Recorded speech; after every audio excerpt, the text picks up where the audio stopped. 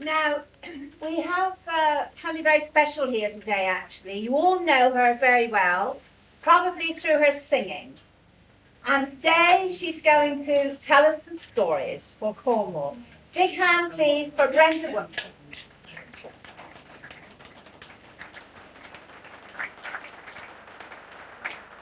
I don't think storytelling is anything new to her because I've heard her wooing the French and the Bretons for their stories.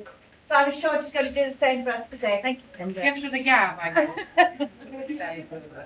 Now, you see, my mother, Lean Ellen Rowe, she was a lovely singer and very shy. My father, Angus Ellery, was not at all shy, and the only tune I ever learned that he sang to me as a baby was Down Among the Dead Men, and that wasn't even in tune. So I got a bit of father and a bit of mother. And what because of the fact that I'm very busy and that storytelling doesn't, although I grew up with a serial story that lasted all my youth, all my daughter's youth, and he was telling the same serial when he died some time ago, my dad. But what I'm going to do is I write a lot of dreadful poetry, as we call it, doggerel rhyme about anything that happens to me, or any incident that I think is worth keeping, and then I just stick it all in a big book. This is something that happened, well, it's dated August the 30th, so it must have happened on the 29th of August. And this is true. It's called The Night We Got the Goats. We was home the other night, comfortable and all contented, bit of telly and a book, not caring if it snawed or entered. There's a thud, and then a bang. Must be Concord, s'pose, says I. My dear life, the window's shaking, get white face against the sky. Then another, oh my lord, breath is chucking in my throat. Look upon our window sill, get Big Billy and his gold. Well, we tried to push and pull, phoned the neighbours all around. Nobody could help it, seemed, owner just could not be found. Tried to sleep, but no avail, constant thumping, scrape of hoof. Squint through curtains, they squint back, banded eyes with gaze aloof. 4 o'clock, and I'd not blinkered. Next thing John is up about, come on, maid, we must do something, gotta get these buggers out. The farmer had to go and foundered. Rang police, RSPCA, our poor garden devastated. What a way to start the day. Tried to coax them, guide them, mow them, take them out across the yard. We was skidding on the concrete where they'd left their calling card. Got one tethered down the lane, straight into the field next door.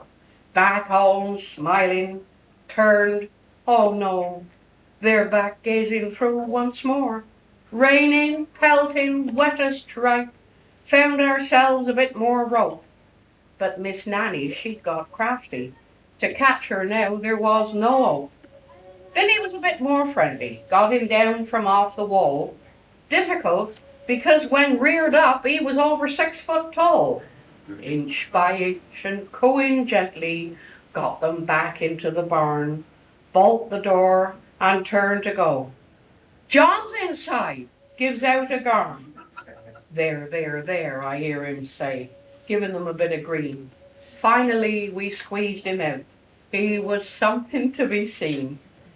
Miltman told us of the owners, and they came full of regret. They would take them straight away, hoped that we were not upset. Suppose we were, just for a moment. For a while it rocked our goat. It's a night that we'll remember when 2 white faces got our goat.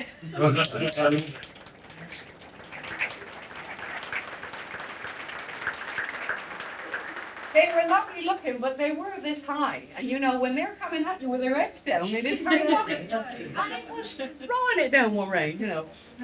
And this is another one, and this is again a true occasion. It's about my grandfather on my father's side, William Henry Ellery. And he lived and breathed and died horses. He had, I know Granny had 8 children, and then she lost one in between all of that lot. You know, she was Well, they said every time the youngest child was on the bed, she was pregnant.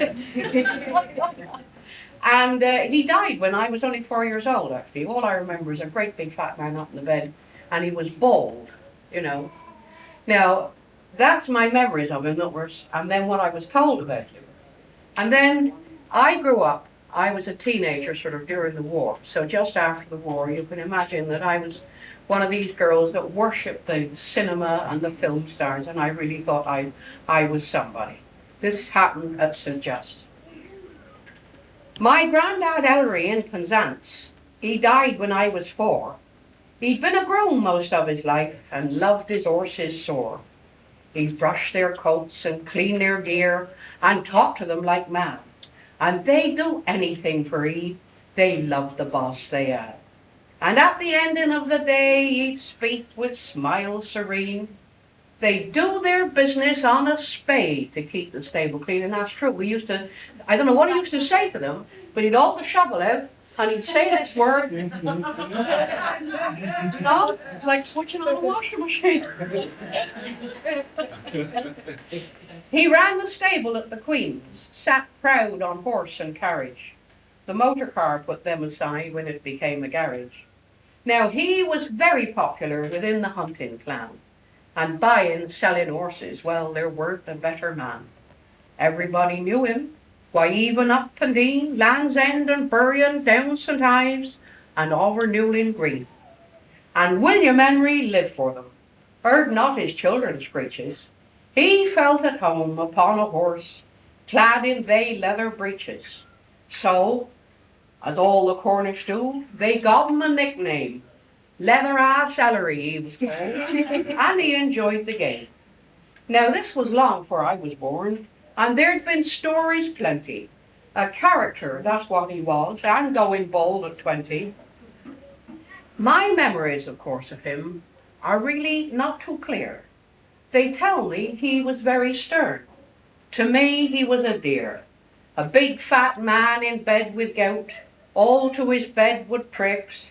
I was his pet, his shyness, and he give me all his grapes. Now comes the time when growing up, and I was 17, and in the telephone exchange, something to be seen. They sent me up St. Just to work to teach the lady there. Used to go up on the bus and get off in the square. Now all the girls about my age would follow movie stars and try and dress and be like them. It was all a proper farce. Veronica Lake, now she was the one, her hair all hanging down across one eye. 'Twas hard to see on how to get around. And me, my hair now just like that, I looked a real go-getter. Yet high-heel shoes with fancy straps and a naughty tight white sweater. There's me parading through St. Just, a proper Newlyn charmer, when stepping right in front of me this big red-faced farmer. I don't know who you are, my cock, but when I seen he passed, you must be some relation close to dear old Leatherass. Well, I was shocked, for in my mind was that fat, bald man in bed. And then I thought of that farmer's face and of the things he'd said. He meant it as a compliment. He loved my granddad dear, the man who could charm horses and had never tasted beer. And so I walked with head held high. There was no cause to weep. It only goes to show the truth that beauty's just skin deep. Now I approach the years that I remember Dada's smile. From photos, yes, I am like him. I'm Leatherass's child.